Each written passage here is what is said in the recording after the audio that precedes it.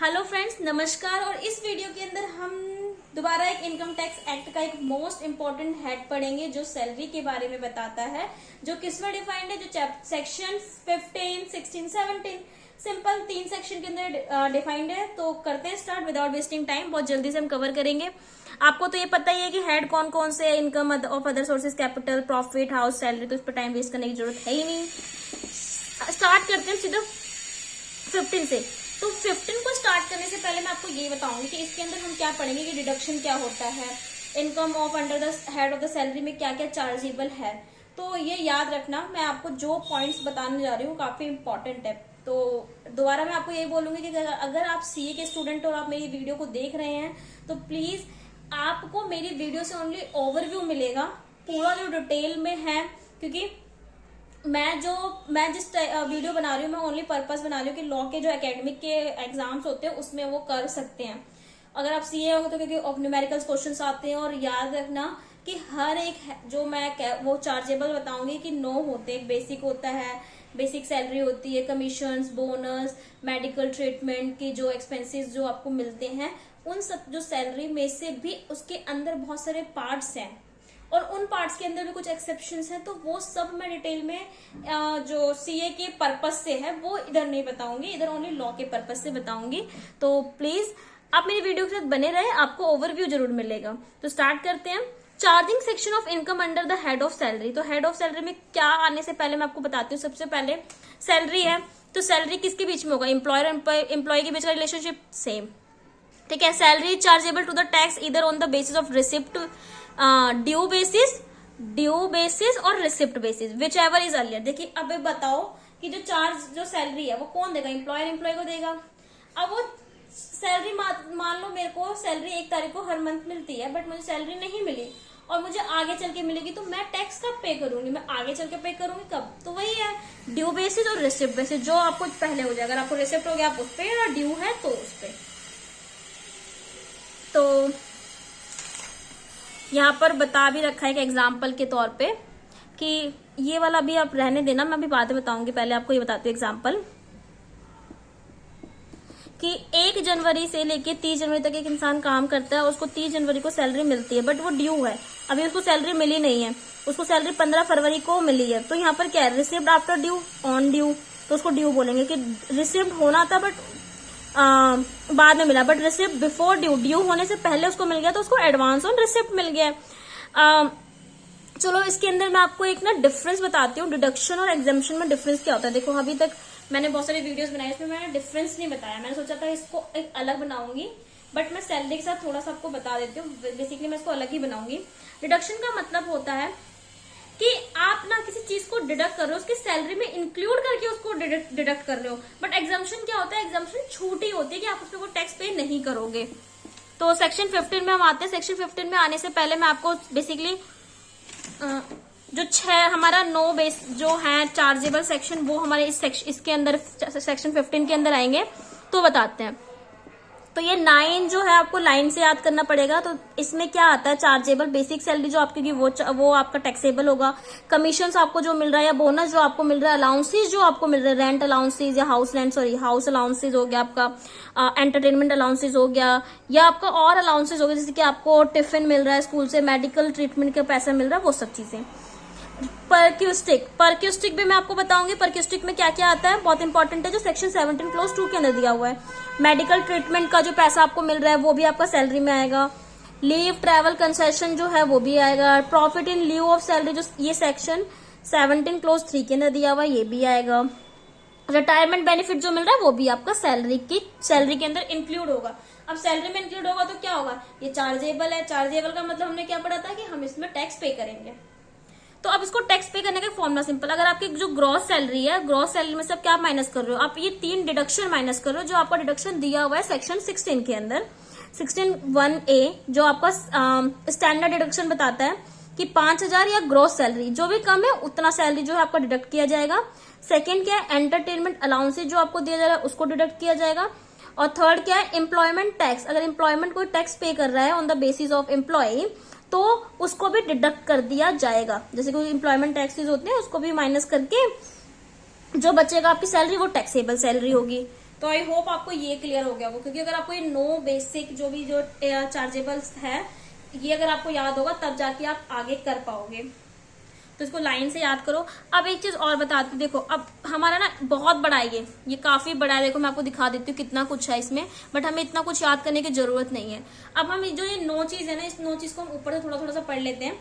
देखो जो basic salary आपकी मिलेगी, मतलब मान लो आपकी बेसिक सैलरी कितनी हुई, आपको 50,000 मिल रही है, तो 50,000 जो होगा वो पूरा का पूरा टैक्सेबल होगा आपका, 100% टैक्सेबल, कि उसमें से आप टैक्स करोगे पूरा। अब टैक्स भी चार्जेबल ऑन ड्यू बेसिस, कि आपको पैसा कब कितना मिला, या आपका रिसिप्ट बेसिस जो भी आपको पहले हो गया वो, तो 100% इंक्लूड इन ग्रोस सैलरी, ये ग्रोस सैलरी के अंदर इंक्लूड होगा। बट याद रखो अगर क्वेश्चन में साइलेंट है, जैसे कि बेसिकली अगर क्वेश्चन में आपको दिया ही नहीं कि ड्यू बेसिस पे है या रिसिप्ट बेसिस पे है, तो आप क्या उसको एज्यूम कर लोगे ड्यू बेसिस के ऊपर। अब सेकंड और थर्ड हमने कमीशन और बोनस पढ़ा था, उन दोनों का सेम होता है। कमीशन एंड बोनस भी 100% टैक्सेबल होता है, वो इंक्लूड होता है इन द ग्रोस सैलरी के अंदर।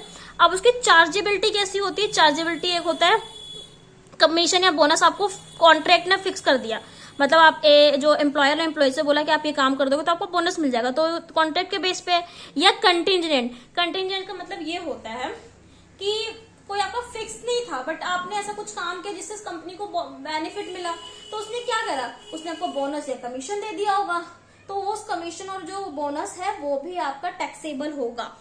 अब जो हमारा कॉन्ट्रैक्ट वो ड्यू या रिसिप्ट बेसिस पे जो अर्लियर हो वो टैक्सेबल होगा। तो अलाउंसेस क्या है, अलाउंसेस क्या है, अगर जो अलाउंसेस का मतलब क्या होता है, ये एम्प्लॉय देता है, किस एम्प्लॉयर देता है एम्प्लॉय को, क्यों अपने कुछ खर्चे के लिए। अब ये जो है ना अलाउंसेस, ये एग्जम्पशन भी होता है, ये डिडक्शन भी होता है, दोनों ही होता है। अब दोनों किस किस चीज में होता है हमें ये पढ़ना है। अब इसके ना 5 टाइप्स ऑफ अलाउंसेस 5 होते हैं। एक होता है एंटरटेनमेंट अलाउंसेस, एक होता है हाउस रेंट अलाउंसेस, और एक होता है स्पेशल अलाउंसेस, और एक होता है अदर अलाउंसेस। अब इसमें थोड़ा थोड़ा सा हम पढ़ लेते हैं।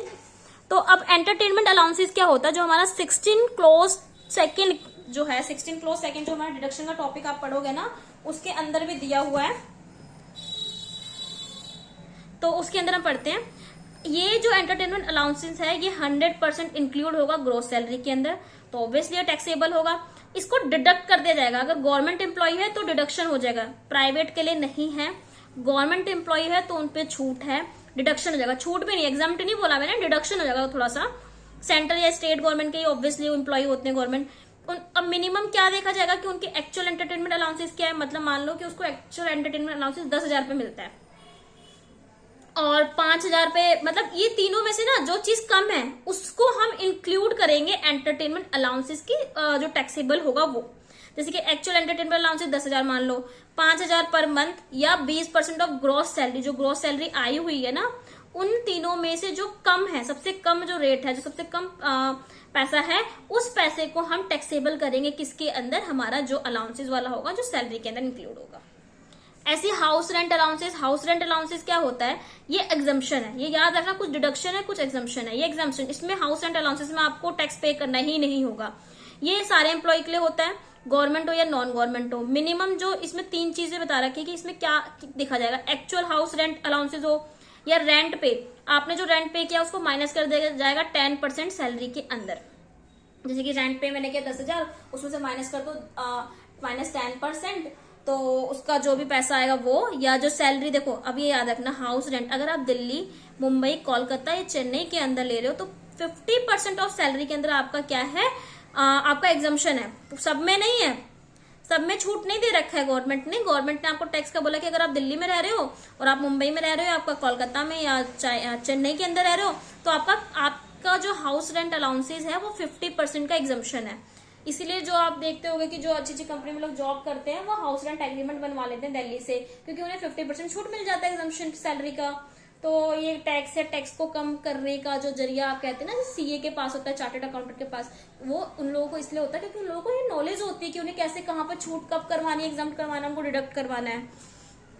अगर अदर सिटी में है तो 40% का होता है बस, ठीक है। अब वो सैलरी कैसे देखी जाएगी, सैलरी आपका बेसिक सैलरी आपकी होगी या आपकी डियरनेस अकाउंट, डियरनेस अलाउंस, जैसे कि रिटायरमेंट बेनिफिट आपको मिल रहा है या कमीशन मिल रहा है, जो टर्नओवर जो भी है, ये सैलरी आपकी होती है। इस सैलरी के अकॉर्डिंग हमें ये देखा जाता है कि कि आप दिल्ली में रह रहे हो तो आपका इतना परसेंट 50% छूट है, या रेंट जो पे है वो। अब हम पढ़ते हैं थर्ड वाला, थर्ड वाला क्या है, स्पेशल अलाउंसेज, जिसकी इसमें दो रूल होते हैं, rule 2BB clause 1, rule 2BB clause 2। इसमें ऑफिशियल पर्पज से, इसमें पर्सनल पर्पज से। अब कितना कितना छूट है हमें वो याद करने की जरूरत नहीं है। इसमें देखो ऑफिशियल पर्पज से आपका एग्जाम्पशन किस में है, यूनिफॉर्म अलाउंसेज अगर आपको मिल रही है तो आपको उसमें छूट है। ट्रैवलिंग में, ट्रैवलिंग इंटरसिटी अगर आप बाहर जा रहे हैं, daily allowances, academic, research, conveyance, intracity, within city, helper allowances, जो ये सब है ये आपका क्या है, एग्जम्प्ट है, छूट है आपको कि इस पे आप टैक्स पे नहीं करोगे। अब देखो, अब यहाँ पर आप बोलोगे कि हाउस रेंट अलाउंसेज में भी एग्जम्पशन था, बट यहाँ पर आपका कुछ दे रखा है कि आपका इतना ही छूट है तो वो उतना ही % छूट होगा।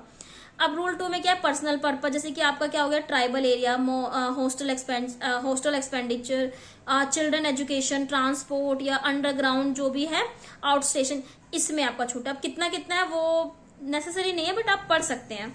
अब अदर अलाउंसेस में क्या है, अदर अलाउंसेस के अंदर जैसे कि आपका क्या है, नो डिडक्शन नो एग्जाम्पशन, इसमें कोई छूट नहीं, आपको फुल्ली टैक्सेबल है, ये फुल्ली पे करना पड़ेगा, चाहे वो डीएनएस अलाउंसेस हो, सिटी कंपनसेटरी अलाउंसेस हो, लंच टिफिन अलाउंसेस हो, इलेक्ट्रिसिटी अलाउंसेस हो, गैस वाटर हो, मेडिकल सर्वेंट हो, प्रोजेक्ट ओवर टाइम अलाउंसेस, कुछ भी हो, तो आपका फुल्ली टैक्सेबल है। अब हमारा क्या आता है, अभी हमने देखो कितने हेड पढ़ लिए, बेसिक पढ़ लिया, बेसिक में हमने क्या पढ़ा था, 2, ये 100% टैक्सेबल होता है, और 100% टैक्सेबल किसके बेस पे देखा जाएगा, ये इंक्लूड होगा आपका ग्रॉस सैलरी के अंदर, और चार्जेबल होता है ड्यू बेसिस और रिसिप्ट बेसिस। सेकंड हमने क्या पढ़ा था, कमीशन और बोनस वाला पढ़ा था, जो सेम है वही कॉन्ट्रैक्ट और कंटिजेंट पे बेस है। अलाउंस जो हमने पढ़ा था कि एम्प्लॉय को देता है ये, फिर इसके 4 पार्ट पढ़े थे, ये हमारे 4 टॉपिक हो गए कवर ऊपर के।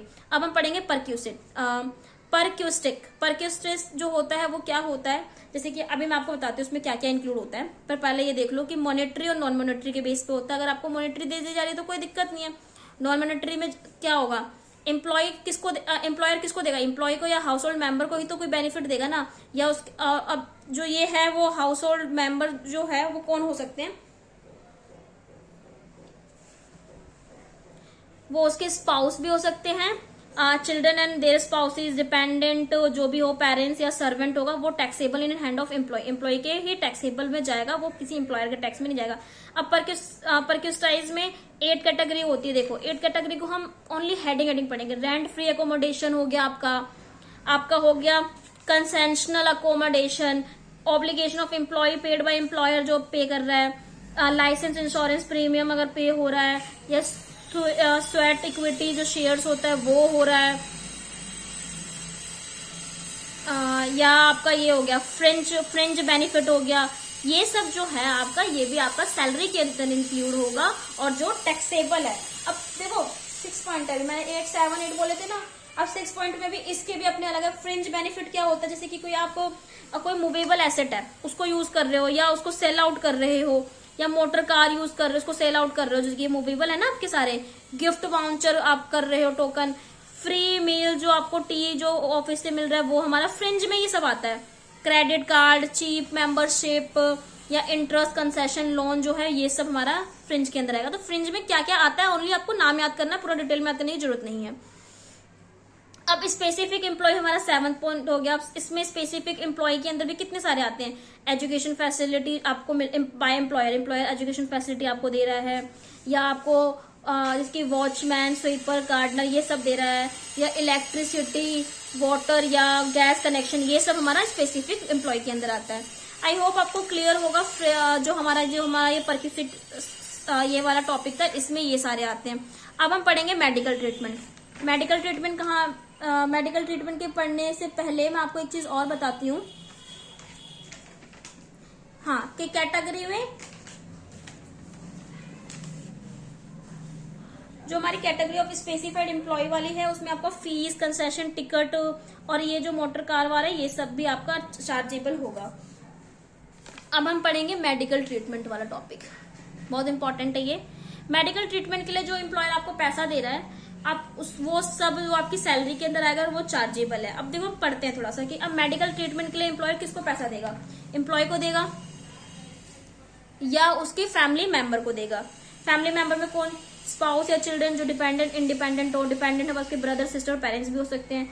डायरेक्ट पेमेंट कर सकता है या रीइंबर्समेंट कर सकता है, जैसे आपको उसने कह दिया कि मैं लाइफ इंश्योरेंस पॉलिसी आपको करवा देता हूँ, तो ये सब चीजें, या मेडिकल इंश्योरेंस पॉलिसी करवा देता हूँ, तो इस टाइप का। तो अगर ट्रीटमेंट इंडिया के अंदर हो रही है और एम्प्लॉयर की खुद की है अगर एम्प्लॉयर का खुद का हॉस्पिटल है या गवर्नमेंट हॉस्पिटल है, गवर्नमेंट अप्रूव्ड हॉस्पिटल है, प्राइवेट हॉस्पिटल है, प्लस में CII अप्रूव्ड हॉस्पिटल है, तो 100% एग्जम्पशन है।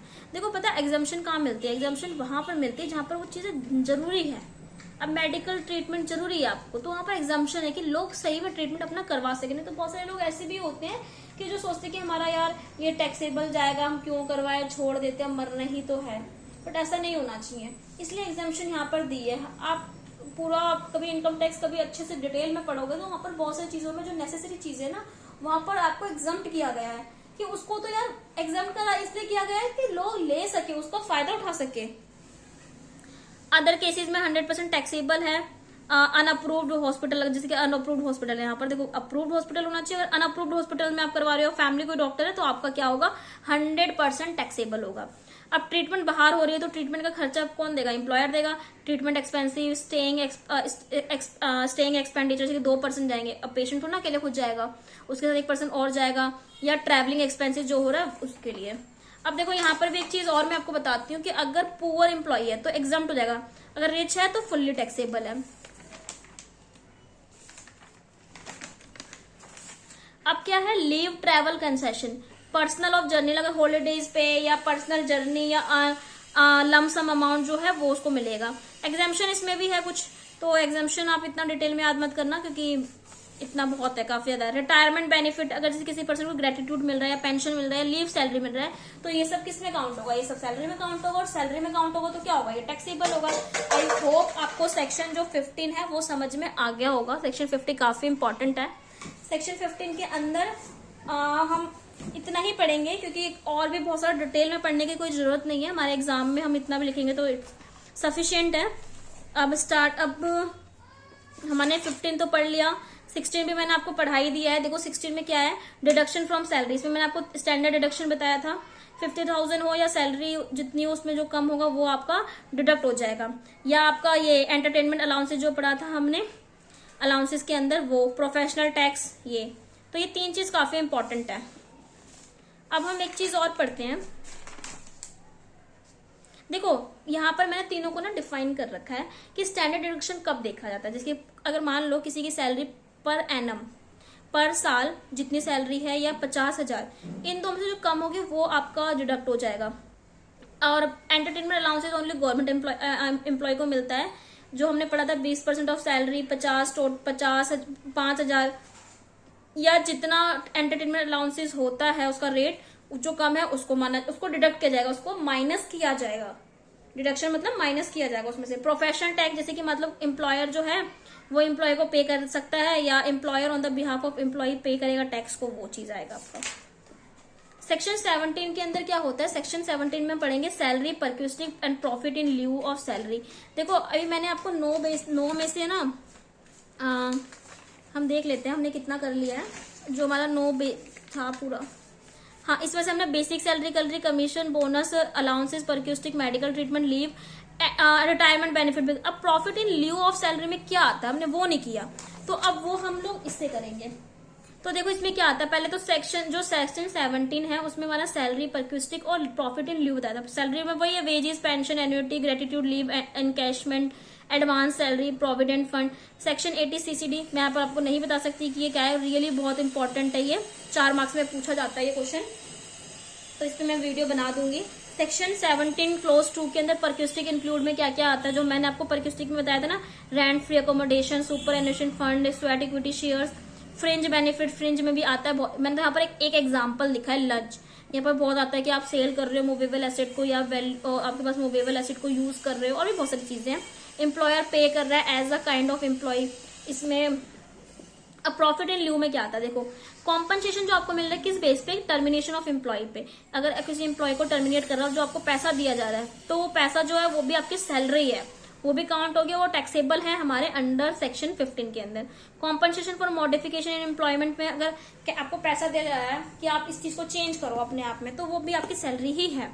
Provident fund, keyman insurance policy, या any other sum receive by the employ from the employer, ये सब चीज आपका profit in lieu of salary है। बट क्या क्या इंक्लूड नहीं होता, will not be termed as profit in lieu of salary. Death cum retirement gratitude अगर आपको मिल रहा है तो वो आपकी सैलरी नहीं होगी और वो टैक्सेबल नहीं होगा। Commute value of pension, pension का कॉम्यूट वैल्यू पूरा कर दिया, वो आपका नहीं होगा। Retrenchment compensation received by workman, payment received from a statutory provident fund, payment received from recognized provident fund, any payment from an approved superannuation fund as per section 1013, house rent allowances exempt under section 1013A जो है, ये सब आपका provident profit in lieu of salary नहीं है। I hope आपको ये salary का टॉपिक है वो कवर हो गया होगा। इससे पहले आपको सबसे पहले आपको 9 चीजें याद रखनी है। पहले क्या है, बेसिक सैलरी, सेकंड क्या है, कॉम्पनसेशन, कमीशन, बोनस, अलाउंसेस, परक्यूस्टिक हो गया आपका, लीव ट्रैवलिंग हो गया, रिटायरमेंट हो गया आपका, एक मेडिकल ट्रीटमेंट हो गया, और ये आपका हो गया हमने जो लास्ट में पढ़ा था profit in lieu of salary. इन 9 चीज के अंदर कौन कौन चीजें टैक्सेबल है, कितनी टैक्सेबल जाएगी, कैसे देखा जाएगा। फिर हमने सेक्शन, ये तो 15 में पढ़ा था, सेक्शन 16 में डिडक्शन पढ़ा था। डिडक्शन हमने IA पढ़ा था, जिसके अंदर बताता है स्टैंडर्ड डिडक्शन, जो 50,000 और उसकी एनुअल जो सैलरी होती है उसमें जो कम होगा वो डिडक्ट किया जाएगा। सेकंड हमने पढ़ा था 16 क्लोज 2 के अंदर, उसमें हमारा ये था एंटरटेनमेंट अलाउंसेस, वही 5,000 या जो जितना टोटल हमारा आ रहा है वो। फिर हमने प्रोफेशनल टैक्स पढ़ा था। उसके बाद 17 में हम सैलरी, परक्यूस्टिक और profit in lieu of salary में आए थे।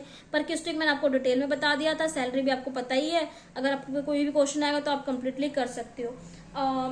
इस वीडियो को बहुत जल्दी बनाने का मेरा मोटिव यही है कि बच्चों के एग्जाम है CCS यूनिवर्सिटी के, तो उनके पास टाइम कम है, तो वो इस छोटे छोटे वीडियोस को बहुत जल्दी और पूरा का पूरा कवर कर ले। इसलिए मैंने शॉर्ट वीडियोस, मतलब 20 मिनट, 25 मिनट, 30 मिनट्स इतने की वीडियोस बनाई है, क्योंकि अगर मैं 1 घंटे को भी इसमें बहुत अच्छे डिटेल में समझा के कर सकती थी, बट अभी हमें एग्जाम पॉइंट व्यू से देखना है, तो इतना इनफ है आप लोगों के लिए।